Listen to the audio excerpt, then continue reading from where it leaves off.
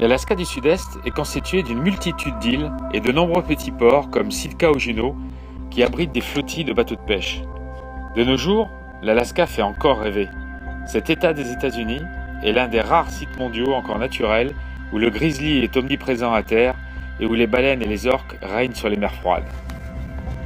La première fois que l'on rencontre ces grands mammifères marins comme ici à Juneau, on ne peut être qu'ému et le spectacle est d'une telle intensité qu'on en oublie quelquefois de les filmer. D'ailleurs, filmer des baleines à bosse n'est pas très facile. Elles chassent souvent en groupe qui peuvent dépasser la dizaine d'individus. Remember, they're not always in groups like this.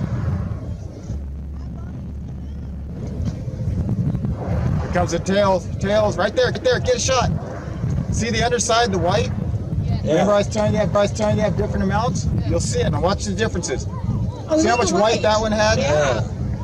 See, all different. Just on the side. Perfect views, you guys. Elles restent en plongée plusieurs minutes et nagent rapidement, ce qui rend difficile d'anticiper l'endroit où elles vont émerger. Nous avons vraiment de la chance d'être là au bon moment. Mais intéressons-nous à ces baleines à bosse. Ce sont de belles bêtes qui peuvent dépasser 15 mètres de long et peser de 30 à 40 tonnes. À la naissance, elles pèsent tout de même 1 à 2 tonnes.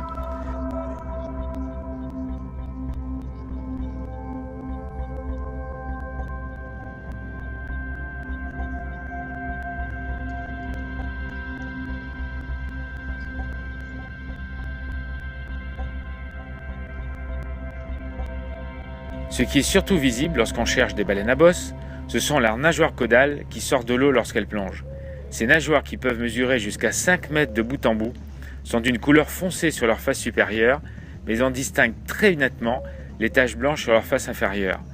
Celles-ci constituent d'ailleurs leurs empreintes personnelles, comme les empreintes digitales chez l'homme. Les chercheurs ont d'ailleurs établi une base de données de ces empreintes qui permet de les repérer dans le monde entier, de les recenser et de suivre leurs déplacements dans les océans. Bien qu'elles soient maintenant une espèce protégée, elles subissent néanmoins la pénurie de nourriture à cause de la surpêche.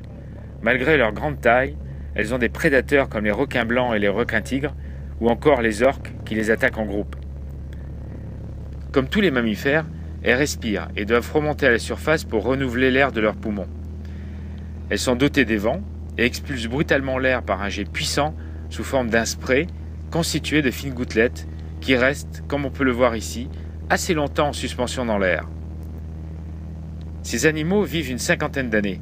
Espèces protégées, leur population atteint quelques 8000 individus dans le Pacifique Nord. Elles vivent l'été dans les eaux fraîches et migrent vers les îles du Sud, Hawaï ou encore au Japon, pendant l'hiver couvrant quelques 10 000 km aller-retour. Les baleines se nourrissent de zooplancton, de petits crustacés et de petits poissons. Ceci est principalement dû à l'absence de dentition, remplacée par plusieurs rangs de fanons, et à l'étroitesse de leur gosier. Leur manière de chasser est assez originale. Tout d'abord, comme on le voit ici, elles chassent en groupe en coopérant. Lorsqu'elles repèrent un banc de crustacés ou de petits poissons, elles plongent à plusieurs en même temps dans un mouvement lent et harmonieux jusqu'à descendre sous le banc de poissons. Elles tournent alors à la périphérie du banc dans un mouvement d'encerclement en produisant des bulles en grande quantité. Le rideau de bulles empêche les poissons de le traverser. Elles resserrent alors leur cercle, forçant leur proie à se regrouper. Lorsque le cercle est assez resserré, elles plongent sous le banc et remontent gueule ouverte de manière synchrone, avalant au passage le maximum de poissons. L'Alaska du Sud-Est est une terre encore naturelle.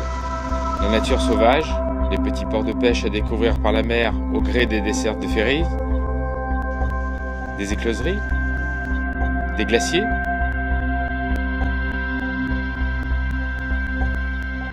des ours de tout poil, des baleines à bosse, des aigles de pêcheurs. C'est vraiment tout un écosystème à découvrir.